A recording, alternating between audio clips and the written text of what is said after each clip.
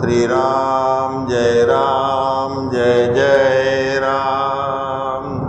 श्री राम जय जय राम। श्री राम जय जय राम। सच्चिदानंद भगवाननी जय।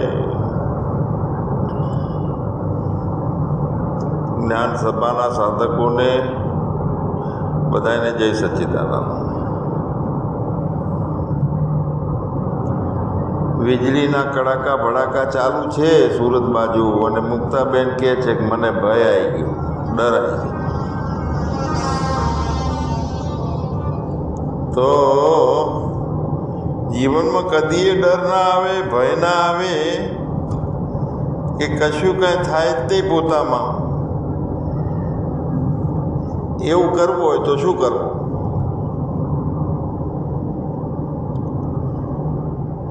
એ વિષય ઉપર આજે આપણે સત્સંગ લઈએ। જ્યારે જ્યારે આપણે પોતાના સિવાય બીજું દેખવા લાગીએ છીએ એટલે બીજું અંદર દાખલ થાય છે।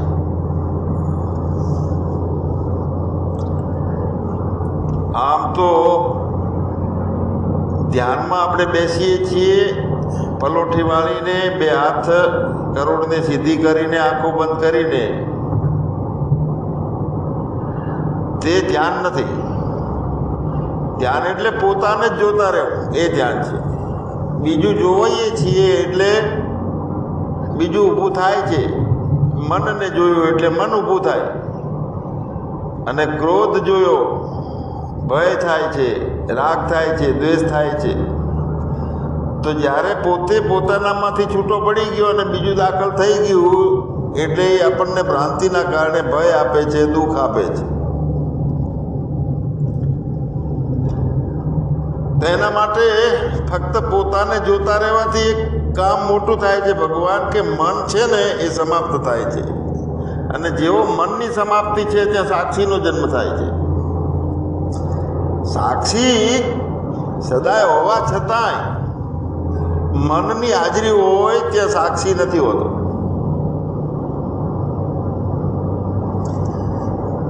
મન મોજું ચૈતન્યનું જ્યાં ઉપજે ત્યાં સમાય। સમુદ્રનું હોવું કાયમ છે, અને એ સમુદ્રમાંથી એક મોજું ઊભું થયું એટલે એ તરંગ બન્યો। પોતાનામાંથી એક મોજું ઊભું થયું એ મન બન્યું। હવે મન બન્યું છે એવું લાગે છે કેમ કે આપણે એ ભાવ કરેલો છે કે મન છે, અને મનના કારણે આપણે સુખી થઈ શકીએ છીએ, મન દુઃખી થાય છે તો એમાંથી નીકળી શકીએ છીએ, એટલે મન છે એવું માન્યું આપણે। મનની સામું જોઈએ છીએ એટલે મન છે, પોતાની સામે જોઈએ એટલે મન છે જ નહીં, સાક્ષી છે। એટલે જ્યાં મન સમાપ્ત થાય ત્યારે સાક્ષીનો જન્મ થાય છે। સંકલ્પ વગર ધ્યાન શરૂ થતું નથી આપણું પોતાનું, ઈચ્છા વગર ને વિચાર વગર, અને ધ્યાન વગર સમર્પણ ઉદ્ભવ થતો નથી, જન્મ સમર્પણનો થતો નથી સંકલ્પ વગર। એટલે ધ્યાન વગર સમર્પણ જન્મ નથી લેતો। સમર્પણ એટલે પોતાનો જે બનેલો હું છે એ હું ને જોવાનું બંધ કરવું, અને પોતાનો જે હોવું છે, અસ્તિત્વ, અસ્તિ એટલે છે, અને છેપણું એટલે અસ્તિત્વ। હું છું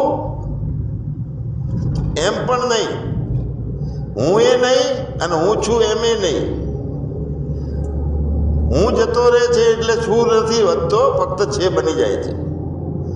હુંના આધારે છું બને છે, પણ હું જ નથી તો પછી છે રહે છે, અને જે છેનું છેપણું છે એ અસ્તિત્વ છે।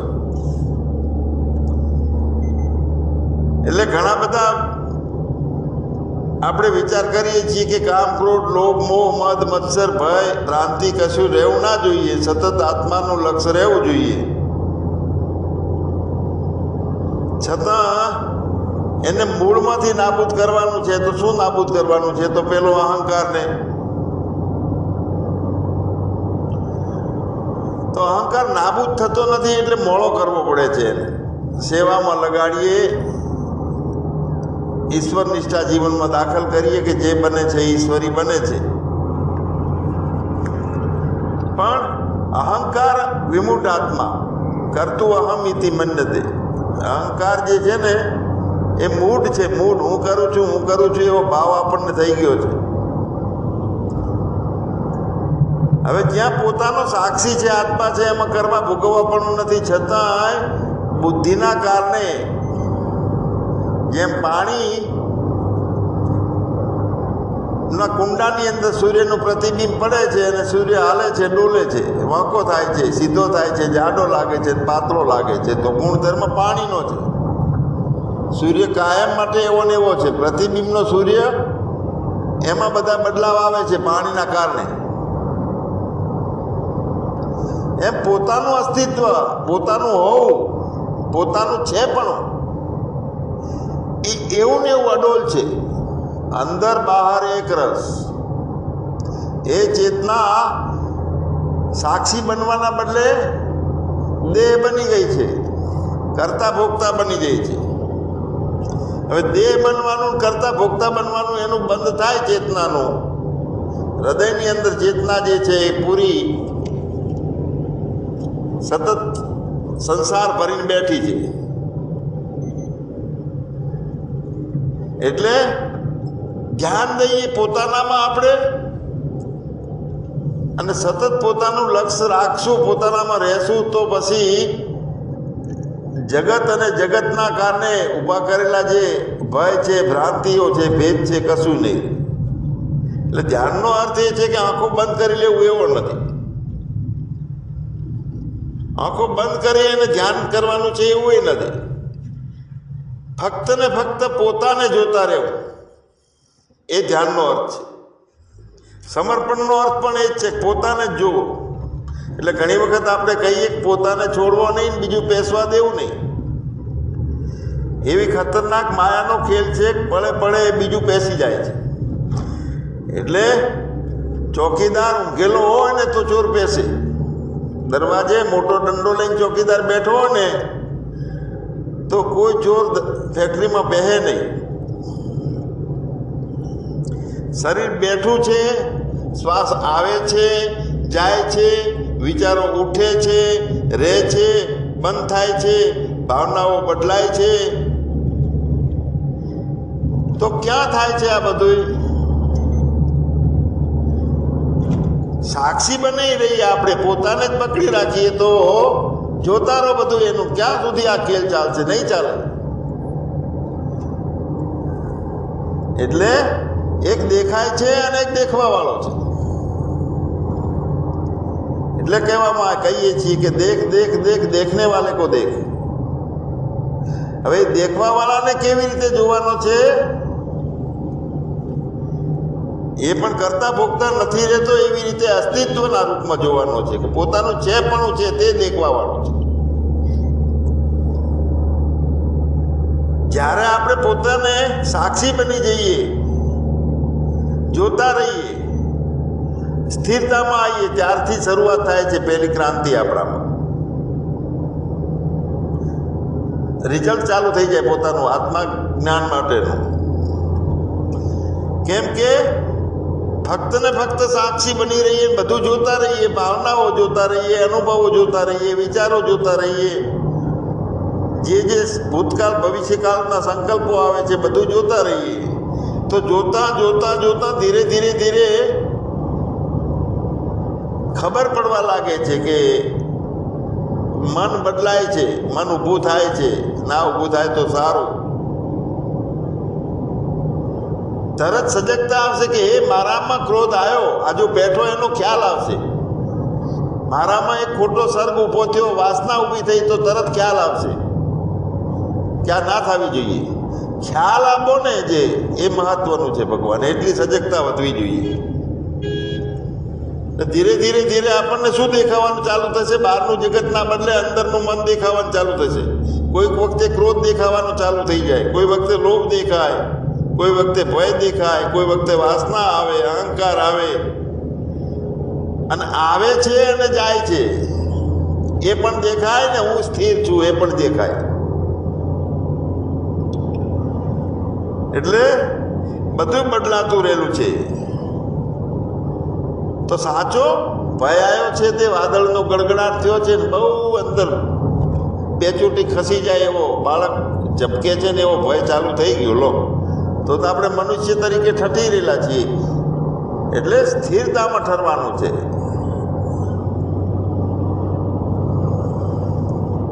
જ્યારે બધું બદલાય છે અને જોવા વાળો બદલાતો નથી, એમને રહે છે, જાણવા વાળો બદલાતો નથી, એમને રહે છે,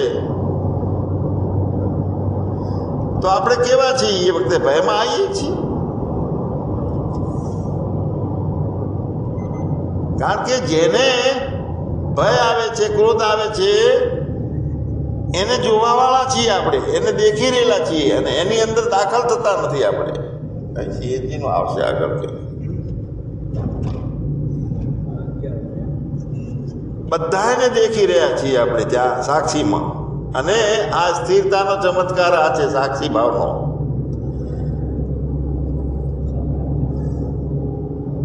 એટલે ધ્યાન છે ને એની અંદર કોઈ મનની સાથે લડાઈ ચાલુ નથી કરવાની કે મનને સ્થિર કરી નાખીને કેમ દોડે છે.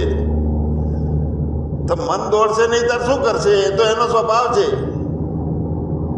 આપણે માથાની અંદર ને ચામડીની અંદર રૂવાટા કેટલાય થાય છે, વાળ કેટલાય થાય છે, તો કેમ એનો વિરોધ નથી કરતા? એ તો શરીર એનો વિકારનો સ્વભાવ છે. અનેક વાળના તાંતણાઓ કરોડો થાય છે. તો બસ મનની અંદર સંકલ્પો વિકલ્પો આવે છે ને આપણને નડે છે. અરે નડે છે એ તો પછીની વાત છે, પણ એ સાચા છે ને એમ કરીને અંદર આપણે બી આવીએ છીએ, ભયમાં આવીએ છીએ. ખાલી સંકલ્પો અને વિકલ્પો છે, બીજું કશું જ નથી. આ તરંગો છે વિચારોના. એટલે જેને આ કળા શીખી લીધી, જોવા વાળાને જોવાનો, જાણવા વાળાને જોવાનો, એટલે સામે જે દેખાય છે ને એની પકડ ઢીલી થઈ જશે બધી. અને એટલી સ્થિરતા વધશે આપણી અંદર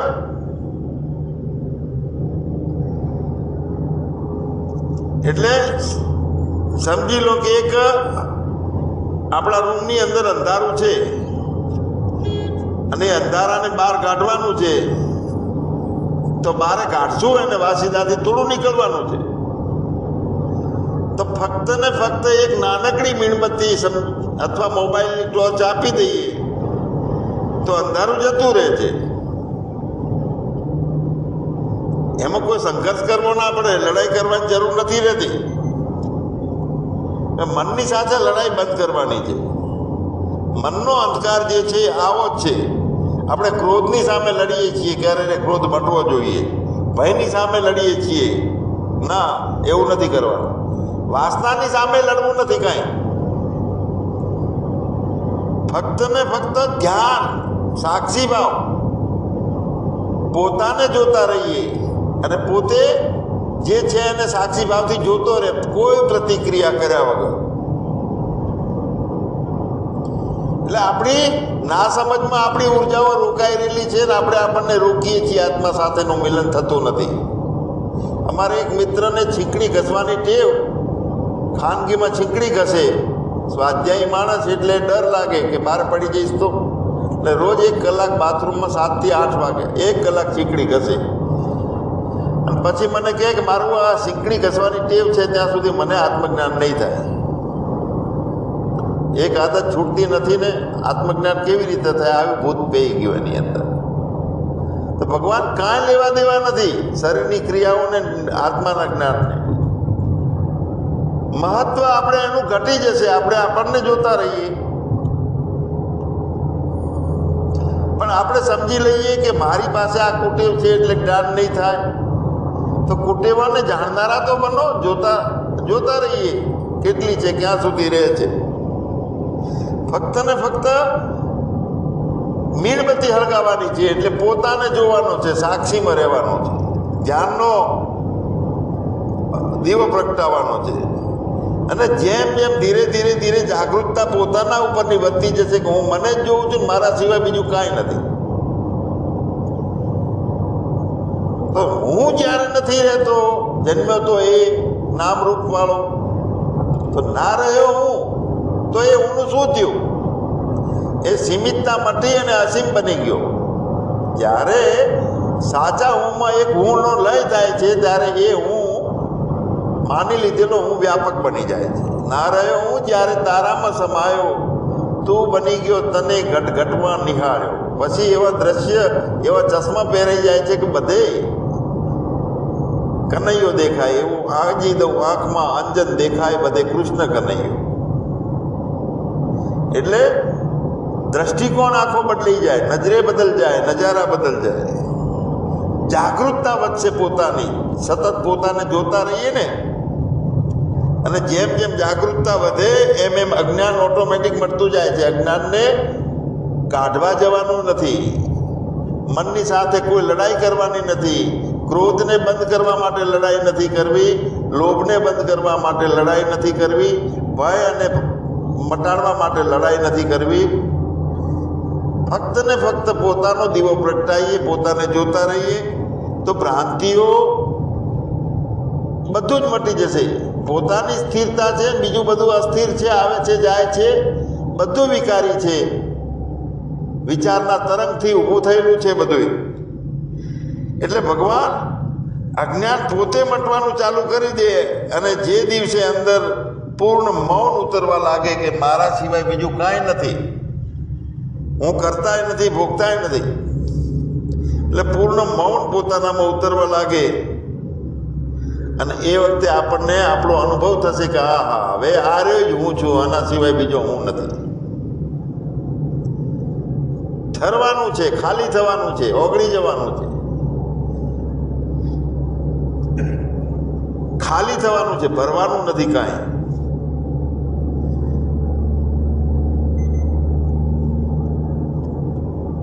છે એમ એમ અંદર મૌન વધતું જાય છે, લાડવો બની જાય છે, ચિત્તની વૃત્તિઓનો જામી જાય છે, આખું જગત જામી જાય, મન જામી જાય, વૃત્તિઓ જામી જાય.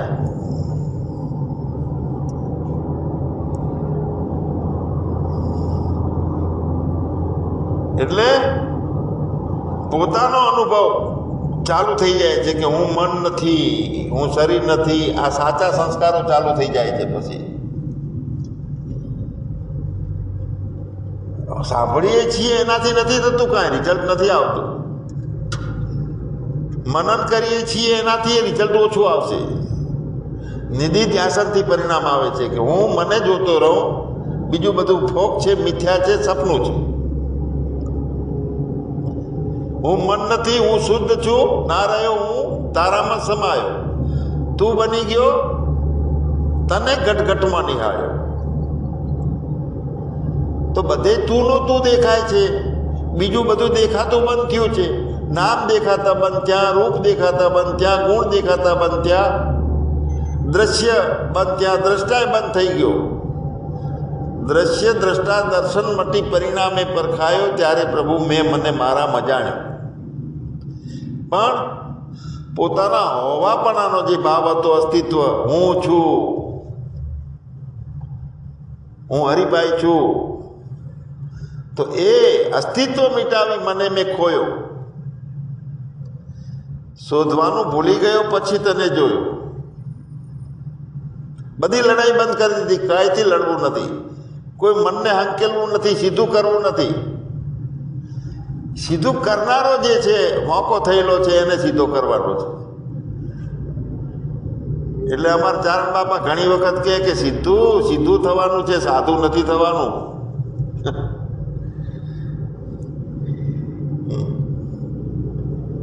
શૂન્ય બની ગયા, મૌન છીએ, અને છતાંય ભ્રાંતિ રહે કે હવે હું બીજે મને ગોતું. બીજો ક્યાં, કઈ ઓફિસ ખોલીને બેઠો છે ક્યાંય બારે કૈલાસમાં. ભ્રાંતિઓનું નિવારણ થાય ત્યારે ખબર પડે કે શૂન્ય એ શૂન્ય જળ છે, પણ શૂન્યની અંદર શૂન્યવત છે, તે ચેતન છે. શૂન્ય બની સર્જકને શોધવા જઈએ પછી ખ્યાલ આવે કે સર્જક શૂન્યમાં સમાયો પણ ચેતન છે, શૂન્ય નથી, જડ છે શૂન્ય તો. અને જ્યારે આપણે શૂન્યમાં સમાઈ જઈએ, ચેતન પોતાનો દીવો પ્રગટ કરી લઈએ અંદર, ત્યારે સાક્ષાત્કારનો એક ફૂલ ખીલી ઉઠે, અંદર શરૂઆત થઈ જાય. જેને પોતાને જાણી લીધો પછી જીવનમાં લડાઈ બધી બંધ થઈ જાય છે. જાવું, આવવું, ખાવું, ફરિયાદો, આમ નહીં, આમ જ જોઈશે, આમ જ હોવું જોઈએ, આ બધું ખેલ ખતમ થઈ જાય છે. પોતાને જાણી લીધો એટલે જીવનથી લડવાનું બંધ થઈ ગયું.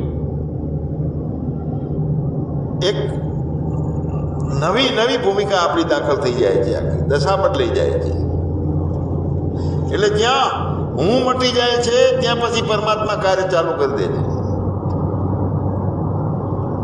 વ્યક્તિ મટી જાય છે એટલે અસ્તિત્વ કામ કરે છે. એટલે પોતાની સ્થિરતા, પોતાનામાં રહેવું,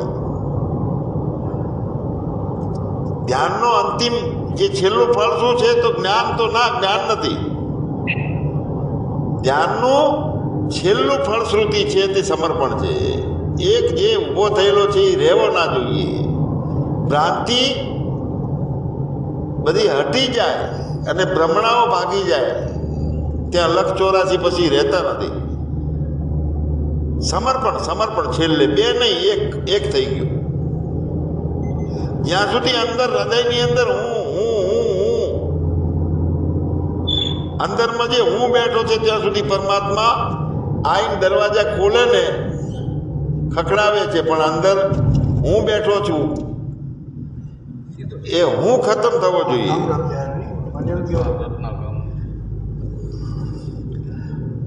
એવું આપણું આત્મ સ્વરૂપ છે કે જેને શરીરથી કોઈ લેવા દેવા નથી, ધનથી લેવા દેવા નથી, કોઈ પદથી લેવા દેવા નથી, હું મોટો આચાર્ય છું, સંન્યાસી છું, કાંઈ લેવા દેવા નથી. અરે જ્ઞાનથી કોઈ લેવા દેવા નથી. ફક્ત ને ફક્ત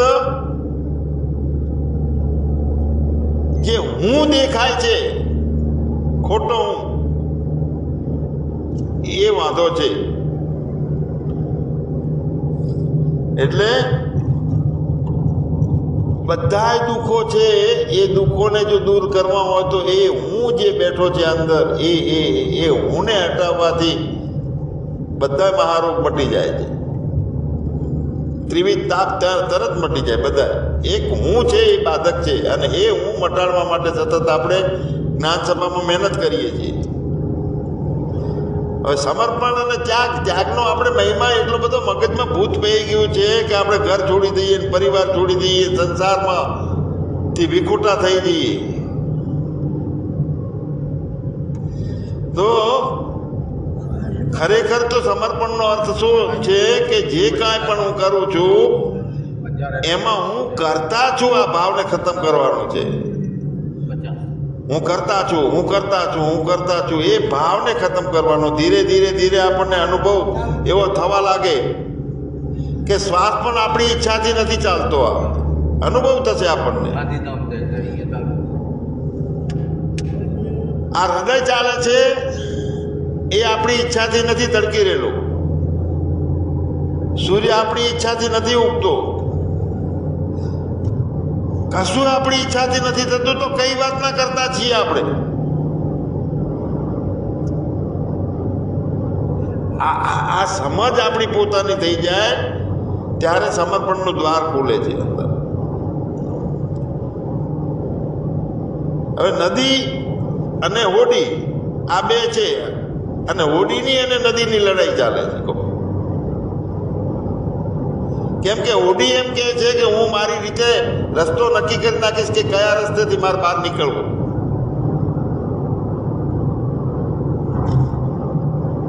એટલે જેટલું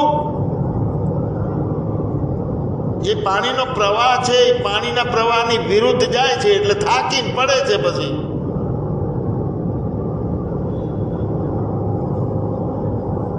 જેટલી વધારે આ ઈશ્વરનો કાનૂન છે એનો પણ કંઈક નિયમો છે કે આપણે માનીએ છીએ કે હું કરું છું કે બધું થાય છે, અને હું કરું છું એ પ્રવાહની વિરુદ્ધ ચાલવાનું છે. ઈશ્વર નિષ્ઠા જાહી બીધી રાખે રામ તાહી બીધી રહ્યો. થાકવાનું કેમ આવે છે કે એ હું મટતો નથી અને પ્રવાહની વિરુદ્ધ ચાલીએ છીએ આપણે. એક વખત જો આપણે પોતે સંઘર્ષ છોડી દીધો અને પોતાને નદીના હવાલે કરી દે, તું જ્યાં પ્રવાહ જ્યાં લઈ જાય એ જાવું છે, તો એ નદી એ ઓડીને સહજતાથી સાગર સુધી લઈ જાય. નદી છે, પરમાત્મા છે, ઓડી છે એ સાધક છે. અને જ્યાં સુધી સાધક પોતાની દિશા પોતે નક્કી કરશે અને મારી ઈચ્છા મુજબ જગત ચાલે છે, મારી ઈચ્છા મુજબ બધું ચાલતું રહે, ત્યાં સુધી થાકવાનું રહેશે. એમાં માથે ભાર પાડ્યો છે આપણે કે દેહ છું એમ. જ્યારે આ અસ્તિત્વની ધારા ઉપર ભરોસો આપણે કરી લેશું એ દિવસે યાત્રા દુઃખની બંધ થઈ જશે, આનંદની યાત્રા ચાલુ થઈ જશે. તો ભગવાન પહેલેથી જ પથ્થરોનું આખું આપણી વાસણ ભર્યું છે, તો એમાં અમૃત કેવી રીતે ભરાય? ખાલી કરવું પડશે પહેલા પોતાનું. એ અહીંયા શું ખાલી કરવાનું છે? હું છું, મારું છું ને હું સમજું છું, મારી ઈચ્છાઓ મુજબ થવું જોઈએ. આ આપણો અહંકાર, આપણી ધારણાઓ, આપણો હું જાણું છું, હું સમજું છું, વિવેકી છું, આ બધા પથરા ભ્રાંતિઓ ભરી છે. સમર્પણનો મુખ્ય મતલબ શું છે કે આ પથ્થરોને એક એક કરીને બહાર રાખવાના, જેટલી ખોટી સમજો છે એને દૂર કરી દેવાની, ખાલી થઈ અને મેરે અપને સિવા કુછ નહીં. જેમ જેમ આપણે ખાલી થતા જશું એમ એમ પરમાત્મા આપણને પરમાત્માથી ભરતો જશે. પતંગ ઉડે છે હવામાં, આકાશમાં ઉડે છે અને પતંગ વિચાર કરે છે કે હું બહુ જ ઊંચે ઉડી રહી છું. પણ દોરી તૂટી જાય તો, અથવા દોરી કોઈ કાપી નાખે તો, એક ક્ષણે એના વિચાર ચાલુ હોય કે હું મસ્ત ઉડું છું, મારામાં જેમ તેમ નથી, હું એ પતંગની દોરી તૂટી જાય એટલે સીધી ભાંય પટકાય છે. એટલે એને પોતાની શક્તિથી નથી અહીંયા ઉડવાનું,